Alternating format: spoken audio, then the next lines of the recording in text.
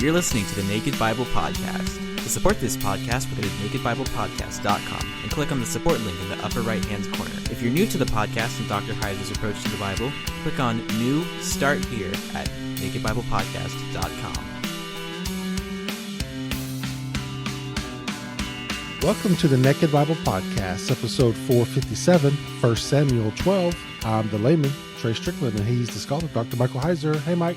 How you doing? Oh, not too bad.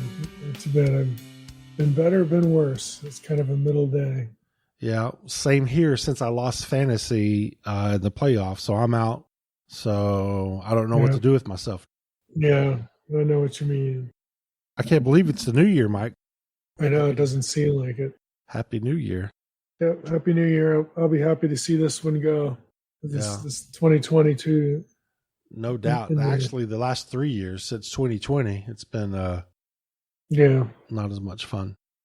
And you have anything exciting for 2023? No, and just to get out of 2022. That's enough. Yeah, that would sort of be enough. Yeah. Yeah, I hear that. I'll take it. Well, I'm ready for chapter 12 if you are. Okay, let's just jump in here. We are going to cover chapter 12 today on this episode. I think next time I'm not quite sure yet how much we'll bite off, but today just one chapter. I'm going to read the chapter again. It's still short enough that we can begin the episode this way, so you all have chapter 12 in your heads as we listen. So 1 Samuel 12, I'm reading from the ESV, goes like this. And Samuel said to all Israel, "Behold, I have obeyed your voice in all that you have said to me and have made a king over you. And now, behold, the king walks before you, and I am old and gray. And behold, my sons are with you. I have walked before you from my youth until this day. Here I am, testify against me before the Lord and before his anointed. Whose ox have I taken? Or whose donkey have I taken? Or whom have I defrauded? Whom have I oppressed? Or from whose hand have I taken a bribe to blind my eyes with it? Testify against me, and I will restore it to you." They said, "You have not defrauded us or oppressed us or taken anything from any man's hand." And he said to them, "The Lord is witness against you, and his anointed is witness this day, that you have not found anything in my hand." And they said, "He is witness." And Samuel said to the people, "The Lord is witness, who appointed Moses and Aaron and brought your fathers up out of the land of Egypt. Now therefore stand still, that I may plead with you before the Lord concerning all the righteous deeds of the Lord that he performed for you and for your fathers, when Jacob went into Egypt and the Egyptians oppressed them, when your fathers cried out to the Lord, and the Lord sent Moses and Aaron, who brought your fathers out of Egypt and made them dwell in this place. But they forgot the Lord their God, and he sold them into the hand of Sisera, commander of the army of Hazor, and into the hand of the Philistines, and into the hand of the king of Moab, and they fought against them. And they cried out to the Lord and said, "We have sinned, because we have forsaken the Lord and have served the Baals and the Ashtaroth.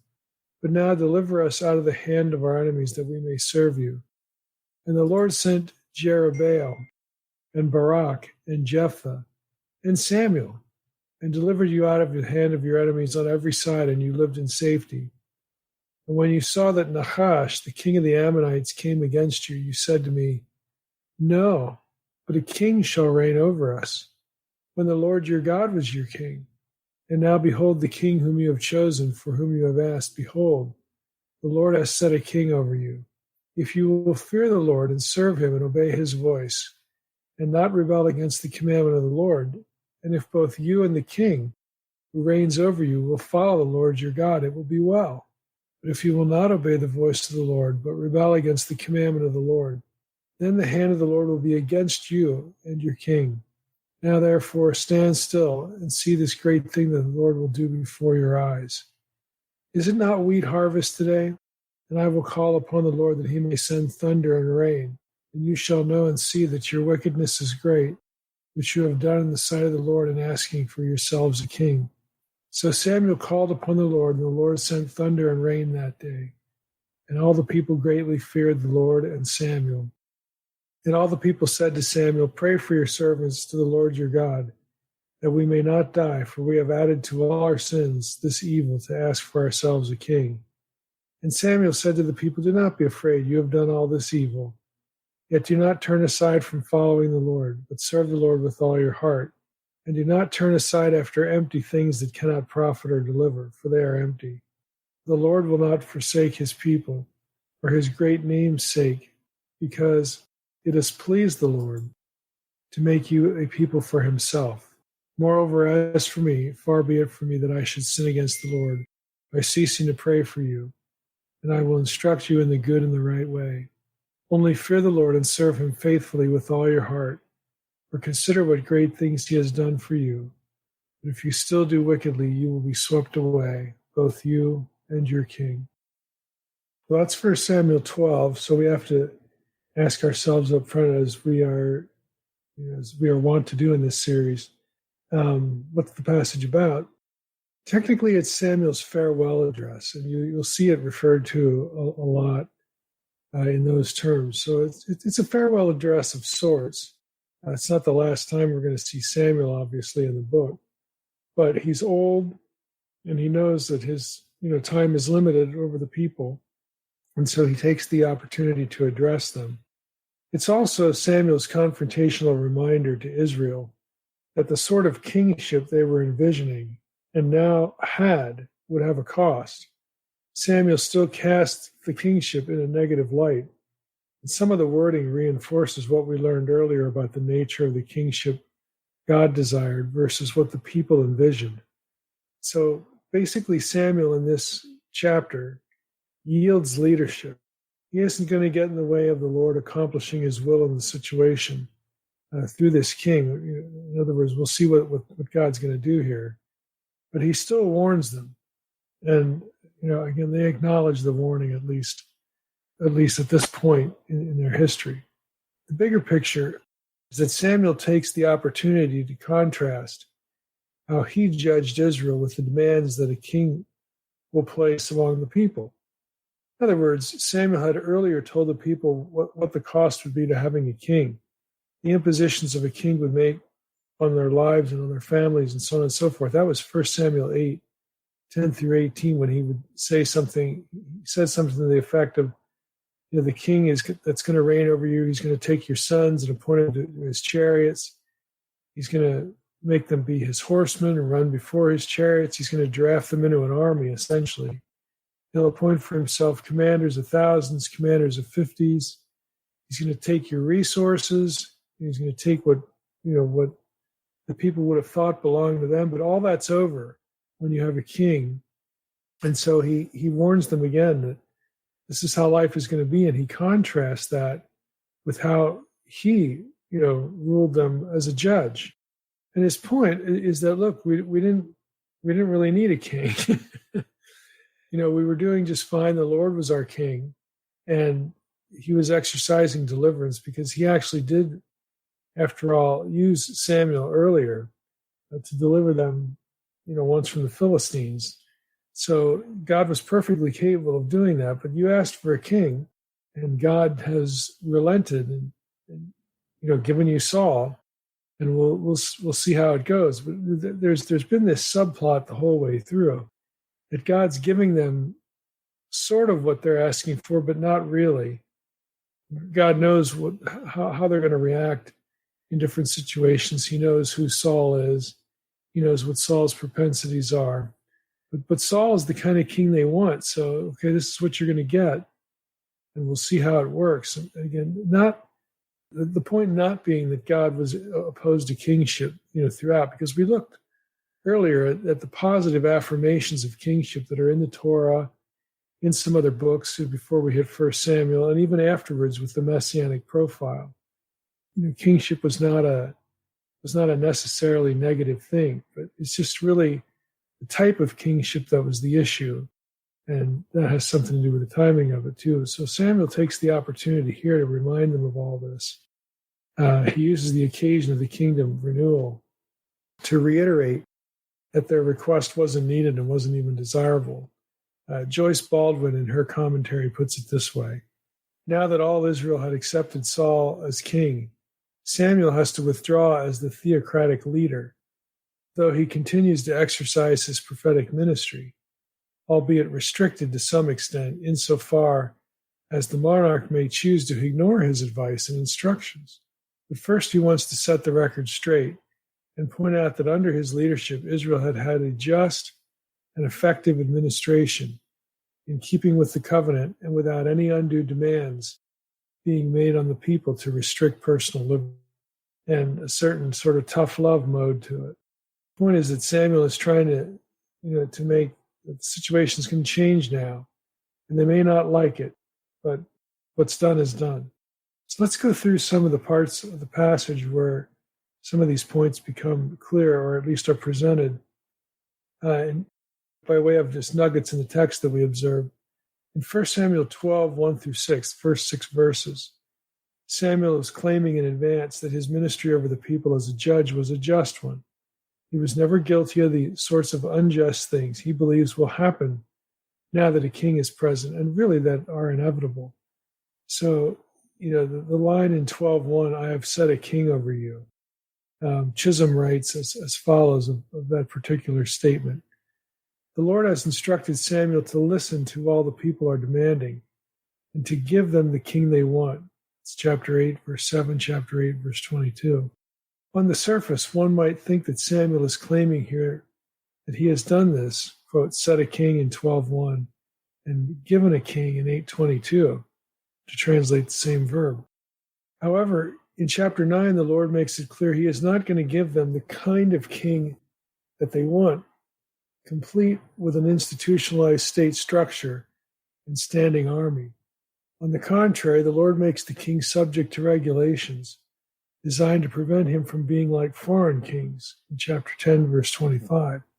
In chapters 9 and 10, both the Lord and Samuel avoid using the verb malak, to rule, or the noun melech, king, in referring to this ruler. It's chapter 9, verses 16 and 17, and chapter 10, verses 1 and 24.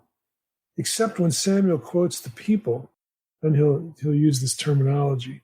But here Samuel uses these terms reflecting the perspective of the people, just as the narrator does in 11:15.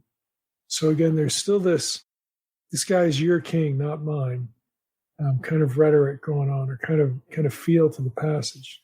In 1 Samuel 12, 7 through 18, in the next 11 or 12 verses, there's a short rehearsal of how Israel went astray earlier in its history from the mouth of Samuel. And each time Israel was oppressed and sought the Lord, he answered and delivered them. There's a transition commented on from the time of Moses and Joshua in verse 8 that takes us to the time of the judges, which is more contemporaneous to Samuel.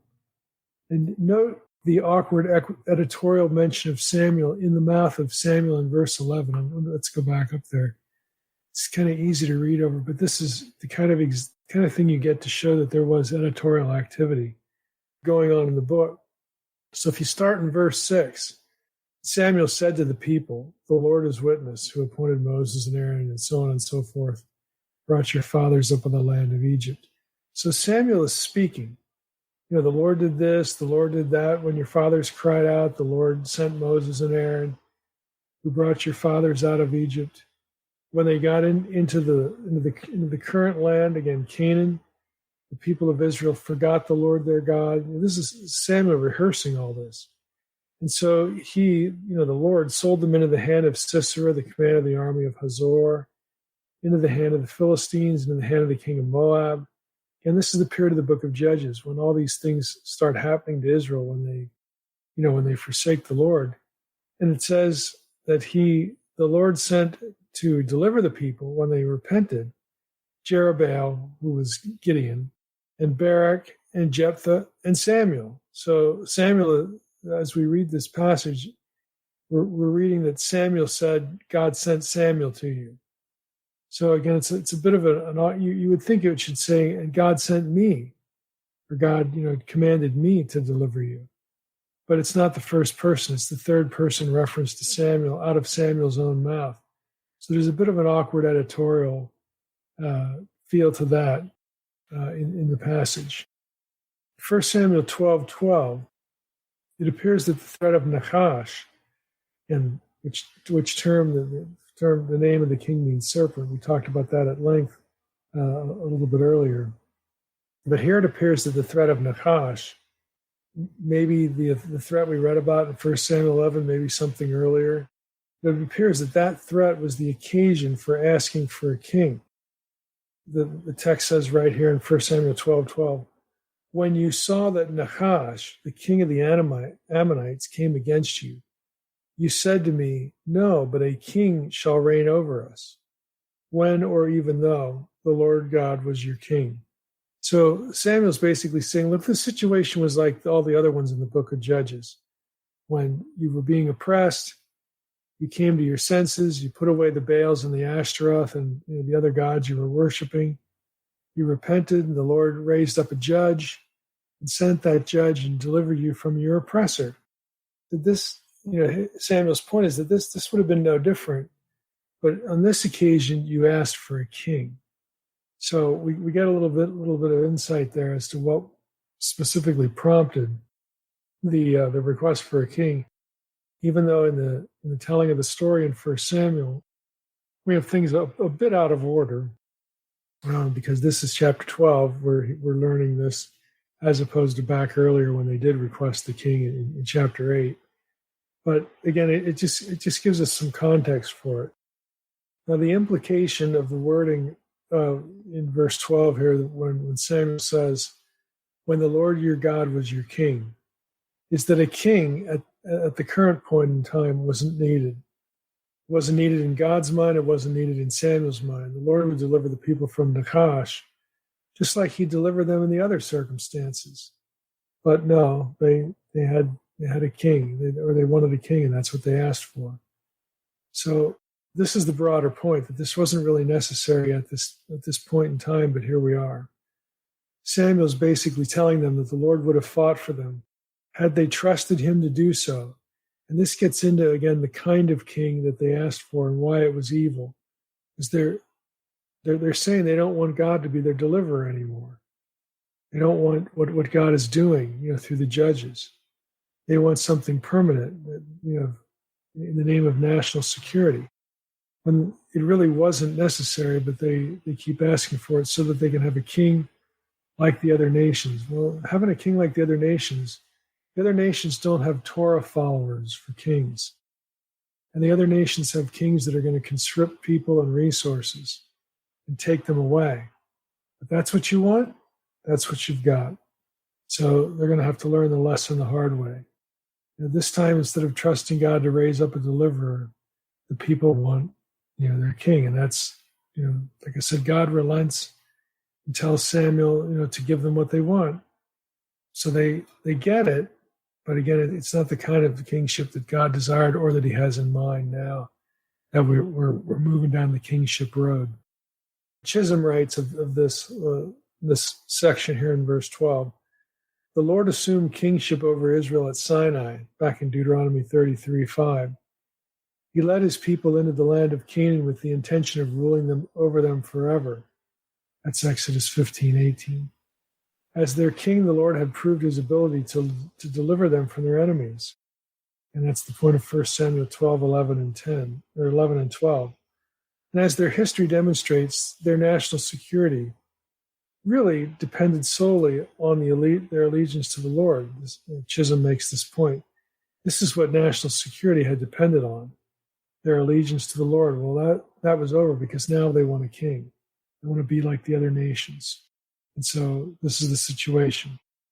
In verse 13, Samuel still wants the people to be about covenant loyalty. It's clear that he thinks they've sinned in their request, but he nevertheless tells them God will still bless them if they remain oriented to the covenant despite now having a king. So 1 Samuel 12:13-15 reads as follows. Let me just read it over again. And now behold the king whom you have chosen, for whom you have asked. Behold, the Lord has set a king over you. If you will fear the Lord and serve him and obey his voice and not rebel against the commandment of the Lord, and if both you and the king who reigns over you will follow the Lord your God, it will be well. But if you will not obey the voice of the Lord, but rebel against the commandment of the Lord, then the hand of the Lord will be against you and your king.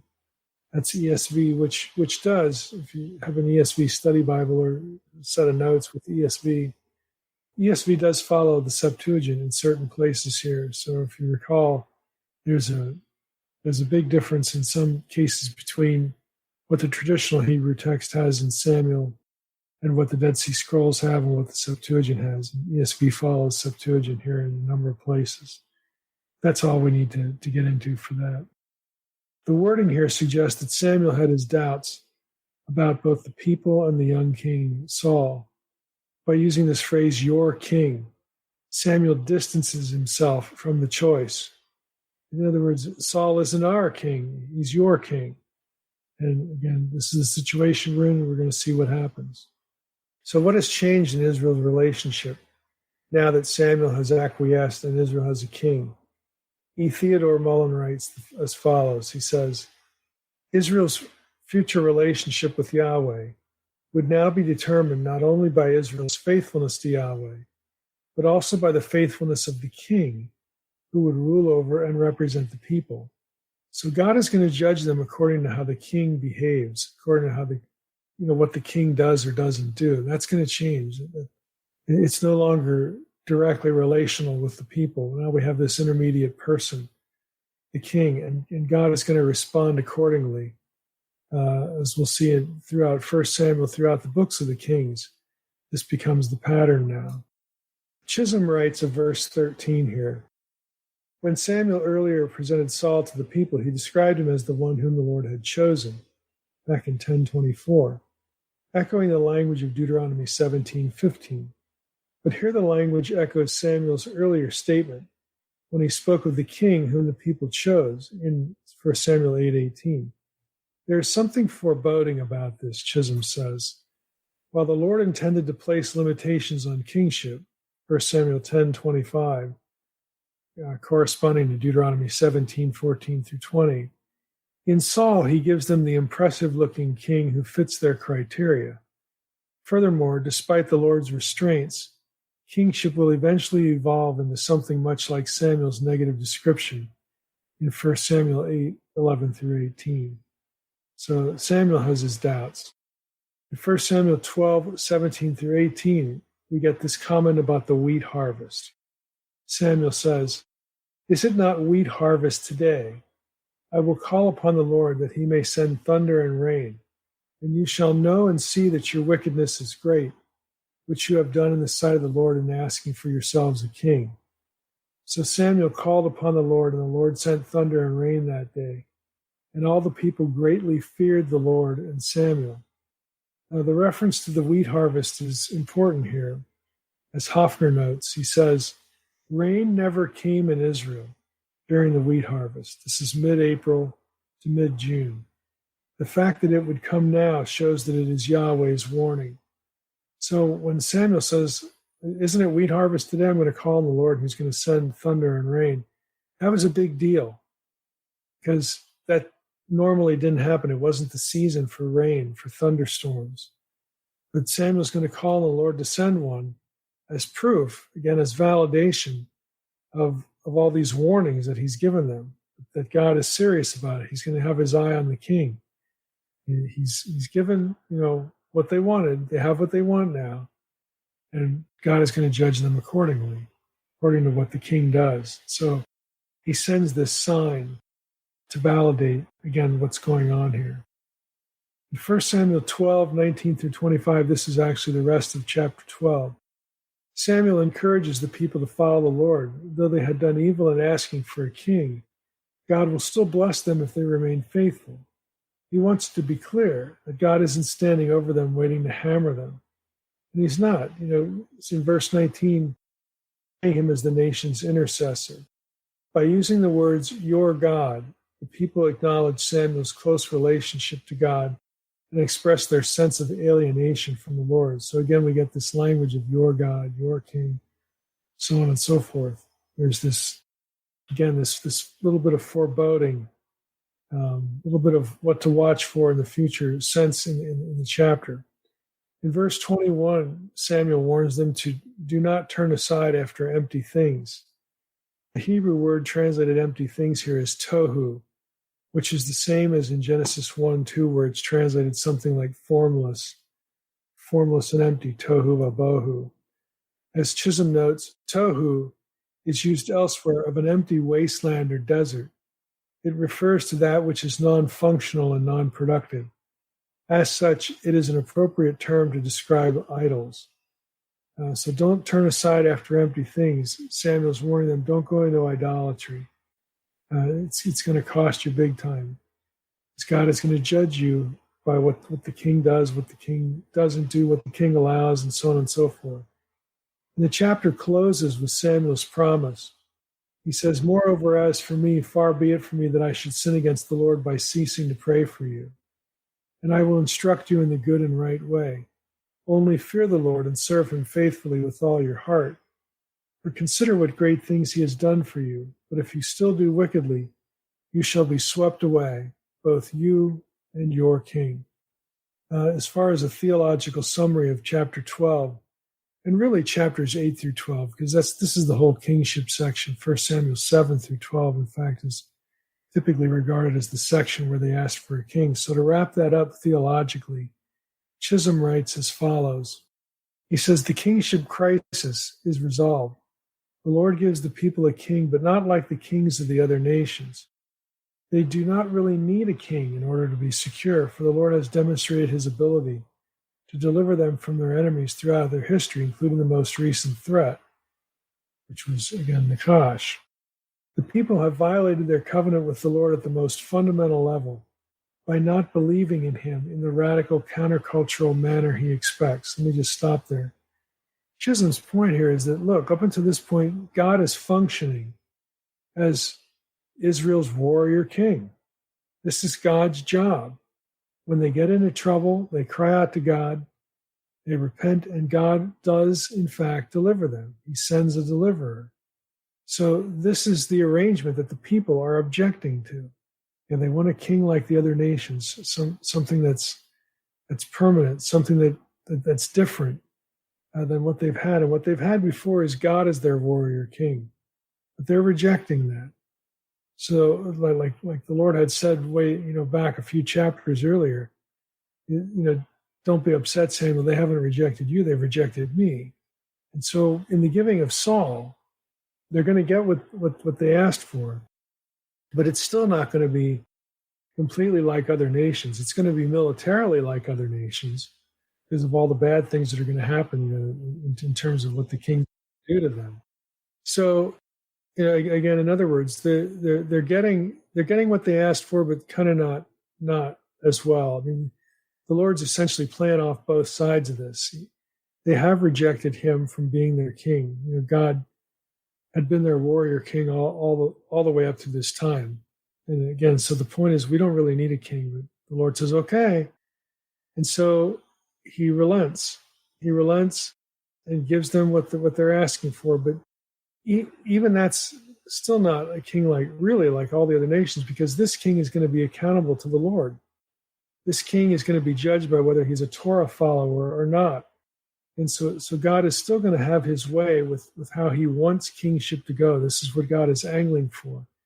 And as soon as Saul, steps out of line, as soon as there's a real problem, God is going to feel free to use the institution of kingship, because the institution is now started, but to get a better king, to get the kind of king that the Lord wants them to have, the king after God's own heart, which is going to be David, Saul's successor. So again, there are a lot of mixed signals here in what's going on in chapter 12 here, with what the Lord expects and what the reality is in boots on the ground. Let's go back to Chisholm here. Chisholm writes that God's prophetic agent, Samuel, challenges the nation to obey the Lord and warns the people of the consequences of disobedience. The Lord even gives them a vivid sign to validate Samuel's accusation against them, prompting them to confess their sin and asking for a king. They appeal to Samuel as the nation's intercessor, and he promises to pray for them and to instruct them in the ways of the Lord.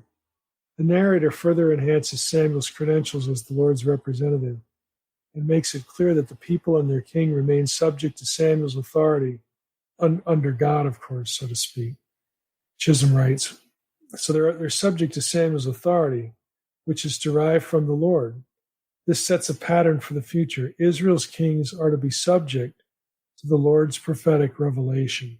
So they have a king, sort of like the other kings of the nations, but not quite, because this one's going to be judged by, how they relate to the Lord. And how they relate to the Lord is going to be on how they respond to Samuel. And this is all set up. We know because we're approaching chapters 13, 14, and 15, when Saul is going to be rejected as king because of, again, some of the interaction with Samuel. This is going to happen pretty promptly. But so chapter 12 here is sort of setting up what's going to happen later when Saul is rejected as king.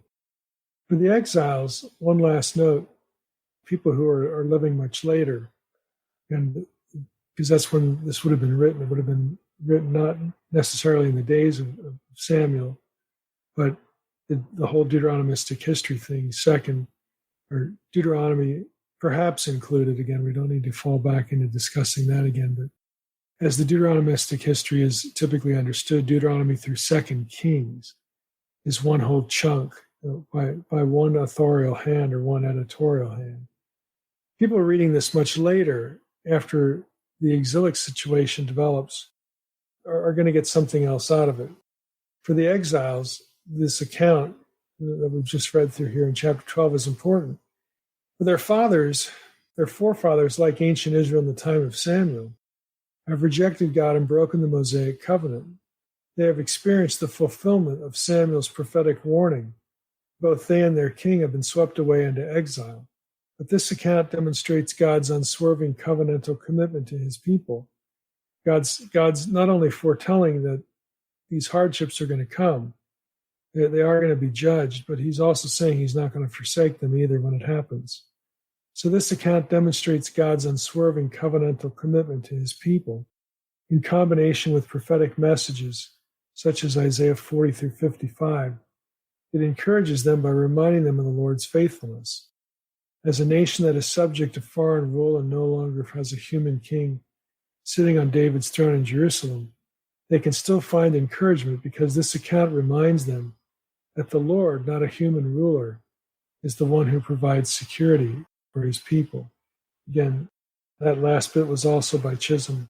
So again, theologically, this is where we sit. We're now prepared for chapters 13, 14, 15, and the rejection of Saul. And then, of course, the story of David is going to pick up on the heels of the rejection of Saul as king. But next time we'll consider, we'll get into chapters 13 and 14, I think. I think we'll cover 2 chapters, but we'll see as the story unfolds that kingship of Saul isn't going to last long. And we've sort of been prepped for that right here. All right, Mike, looking forward to chapter 13 in the new year. I can't believe. Congratulations. It's been a full 8 years. Next month will be it's amazing. An entire 8 years, 400 plus podcasts is pretty good. Glad you're keeping track. Yeah, glad you're keeping track of this, Trey. It's just hard to believe. It's been almost a decade. I can't believe it either. We started off as young men, and now we're old men. That's what it feels like. Now we're like Samuel. We're old and gray, yeah. Absolutely. Okay, Mike, we appreciate it. Looking forward to the next chapter next week. And with that, I want to wish everybody Happy New Year, and I want to thank everybody for listening to the Naked Bible Podcast. God bless. Thanks for listening to the Naked Bible Podcast. To support this podcast, visit www.nakedbibleblog.com. To learn more about Dr. Heiser's other websites and blogs, go to www.drmsh.com.